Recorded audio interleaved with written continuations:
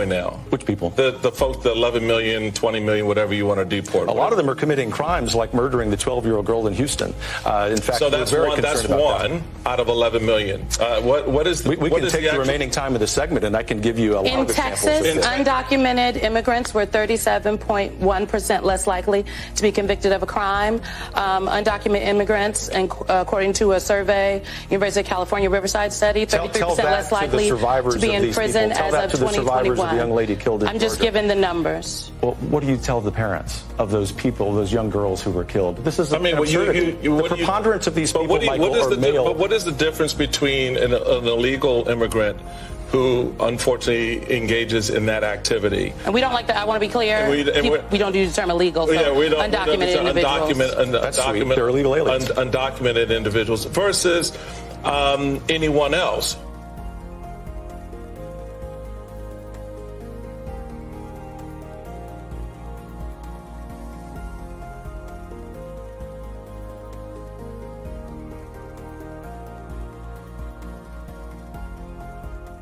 Is allowing criminals into our country purposely. These other countries are emptying their prisons, so we're getting the worst of the worst. These countries are getting rid of the worst of the worst, and that will have a dramatic effect for years and years to come as these people are spread around the country. We're going to see more and more random crimes, people dying, and that is directly goes back to Joe Biden allowing these people in. Anger and frustration over President Biden's border policies after a 12-year-old girl was strangled to death in Houston last week. 2 illegal immigrants from Venezuela accused of her murder. One of them is due in court next hour. Let's bring in Texas Congressman Michael McCaul. He's chairman of the House Foreign Affairs Committee and also serves on the Homeland Security Committee. Mr. Chairman, welcome. Thanks, Mike. Thanks for having me. So part of your district is Houston. This hits close to home. Very. The Houston DA's office, Harris County, is one of the finest. I believe this could be a capital murder charge. They're very good at this. But the point here is we're seeing this too often now. And I think you're going to see this story repeat itself over and over and over again. A little 12-year-old girl who was raped and then thrown off a bridge and was killed. Just horrific. And, when you have 7.2 million that were caught and released, and then you have about 2 million gotaways, this is what you're going to get. When Secretary Mayorkas changed the rules to his Border Patrol agents and said, hey, you don't have to detain aggravated felons as required under federal law. That's when all this started. And you're seeing aggravated felons coming into the United States and being released into society. Over the last few weeks, President Biden's implemented a series of measures via executive action to try and tamp down on some of these issues, like making it harder for folks from certain countries to claim asylum. Is any of it having an impact that you're seeing? No, obviously not. I think there's so many in the country now, and these are little Band-Aid measures. We have a criminal enterprise operating in the United States right now. Direct trafficking, sex trafficking, murder, rapes. And unfortunately, you're going to see more of this. Until he gets back to the policies that were working, that Lindsey Graham talked about on Fox News Sunday. I haven't been talking about it a lot. Remain in Mexico. I passed out of my committee, the Foreign Affairs Committee. If we just did that one thing, that they have to remain in Mexico pending the adjudication of their political asylum, it would change everything. But they refuse to do it. Biden campaign co-chair Mitch Landrieu is blaming Republicans for the border crisis. Let's play him.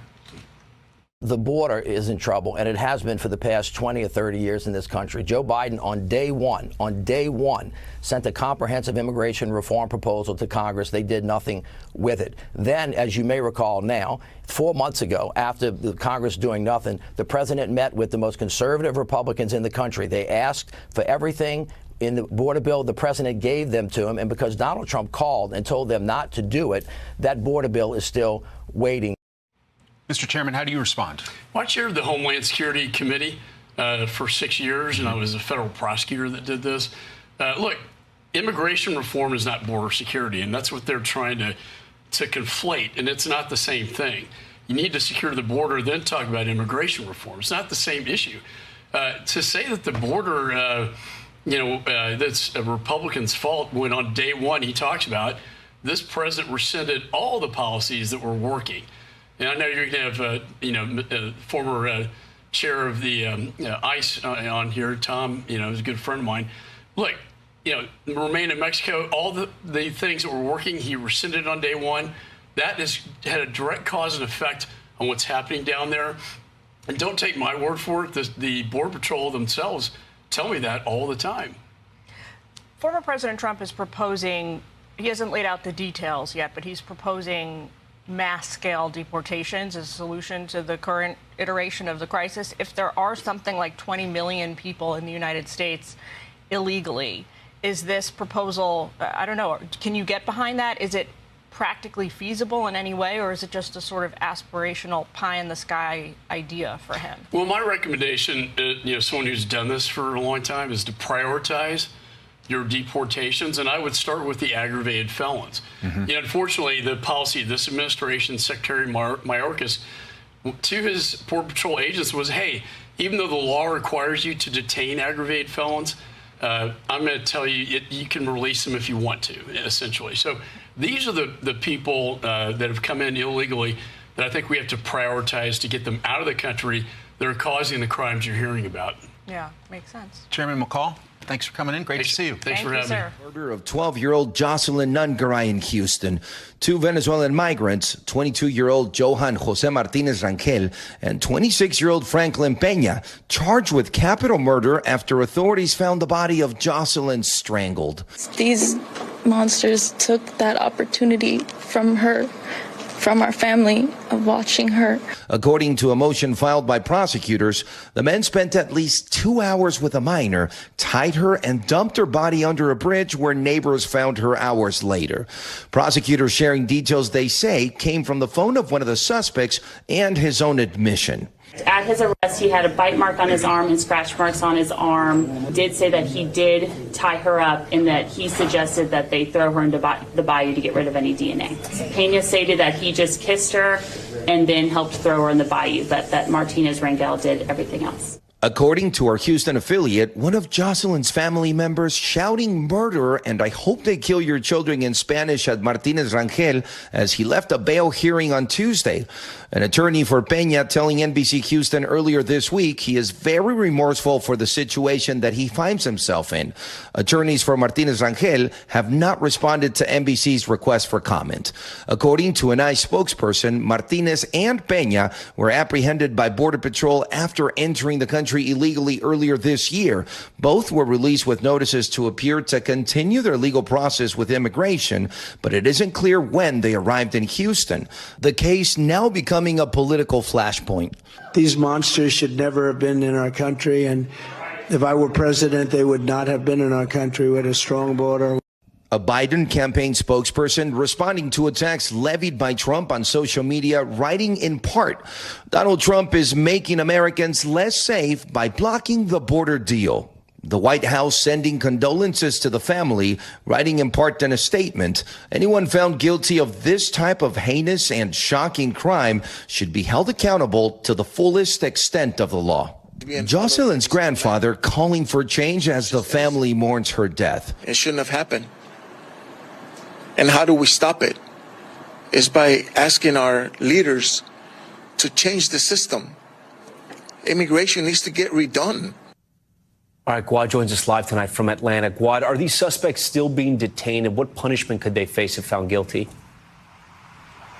Tom, the suspects are being held under a $10 million bond, and under the current charges, prosecutors cannot seek the death penalty. But according to the district attorney, this is an ongoing investigation, and if any evidence or the pending results of a DNA test kit show that the victim was sexually assaulted or kidnapped, that would change everything, and the prosecutors would then be able to seek the death penalty. Tom? Guad Venegas for us tonight. Guad, we thank you. Since this happened, it made me change my mind about who to let in and who not to let in. I can't say not all of them are bad, but also there's good people, you know, but it just happened that these two men were predators. And yeah, they need to close the borders. You know, they need to, like, not let everybody in. It's just heartbreaking. Very hard, and even though we're like long distance cousins, we're still all family. And she had a whole future ahead of her. She was bubbly and fun, and she didn't follow nobody. She was. Bryce joins me now. He's the attorney for Rachel Morin's family. Randolph, good to have you with us. Obviously, this is just a terrible tragedy. These 5 children no longer have their mother, and her own mother is grieving her loss. Here is Patty Morin, whom you represent, at this news conference when the police announced that they had found this guy in a bar and taken him into custody. Let's watch. At one point, when things seemed like really bleak and hopeless, the lead detective said to me, he said, patience will win in the end. And that's what they've been doing. They've been diligently working very hard, and they've been patiently working through all the leads. And it's because of that that we have an arrest today. Raymond, good to have you with us, Randolph. Explain to me the reaction now of the family, and now that all of this sinks in, that this person who had no legal right to be in this country and was wanted for murder in El Salvador somehow got past the so-called vetting system at our southern border, where obviously officials are completely overwhelmed. Yeah, that's right. And really, I'm not sure if he got past them or if he crossed at a point where they weren't able to vet him at all. That's really unclear at this point. But here's some really other good news, Martha, is that within the past 10 minutes, that defendant has waived extradition, which means he will be back in Maryland within the next couple of weeks, which is really good news for the prosecution in Maryland, so that we can start to see the wheels moving here. While it's going to be a long process, and we've explained that to the Morin family, it is good news that they don't have to wait 60 more days for him to fight extradition in Oklahoma. So the sheriff in this case, he came down really hard against the current administration and basically said, if it weren't for these failures, she would be alive. He said that under the Trump administration, he obviously is a supporter, that it was a much better situation. And here's the current governor of Maryland, who obviously is very concerned about this case. Watch. The sheriff is absolutely right. I mean, we have an immigration policy that needed to have been dealt with and was not. This is why this was so unbelievably frustrating, that when you have a coalition that is a bipartisan coalition of both Democrats and Republicans that get literally right up to the line to be able to get a deal done, that because you had President Trump who said this was not advantageous politically, that the deal was killed. Your reaction to that, and also what comes next legally for this individual? Certainly. And look, this is a Democrat and Republican problem. This is also an American problem. And we've got Americans dying because childish behavior in Washington can't get the job done. So the next step is he gets extradited. He'll have a bail review. He'll ultimately, we all assume he's going to have his bail denied. And then some lawyer will probably enter their appearance, and they'll start the process of setting dates, trial dates. It's going to be a long road. We are certainly hopeful that he takes a plea because it'll be a lot shorter for the family, but a trial would certainly drag it out for them. It would be a lot harder to see. Yeah. Well, this individual never should have been here, and she should still be alive. That much we know. Well, our best to the family as they deal with their grief and all of their loss. Randolph, thank you very much for representing them and for joining us today. And thank you to law enforcement. They did a great job. They really did. No, the persistence was so important in this, and they did not give up on this young woman, this 37-year-old mom. Thank you, Randolph. Good to have you. A man wanted for the murder of 2 people at an Irving restaurant was booked into jail early this morning. Fox 4's Tisia Muzinga joins us live at the Irving Police Department with that story. Tisia? Yeah, good morning, guys. 37-year-old Oved Bernardo Mendoza, Argueta, is sitting in the Irving jail. He was booked around 3 a.m. this morning. Now, police say that he shot and killed 2 people inside the Chick-fil-A near MacArthur Boulevard and Walnut Hill Lane Wednesday afternoon. We still don't know the names of the victims, and a woman told Fox 4 she rushed to the scene after getting a call from her teenage daughter, who works at a restaurant next door. She's like, they're jumping out the window. They're jumping out the window. I'm like, what am I supposed to do? At that moment, a mother concern is my baby. How soon can I get to her? We think that our kids is gonna be safe when they leave the home to make some extra money, and when they get here, something to happen, and this is too close.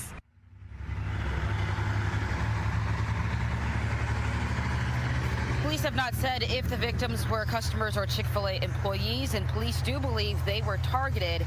It is unclear how the suspect is connected to them. Mendoza Argueta, by the way, is charged with capital murder, and there has not been a bond set yet. For Good Day, I'm TCM Muzinga.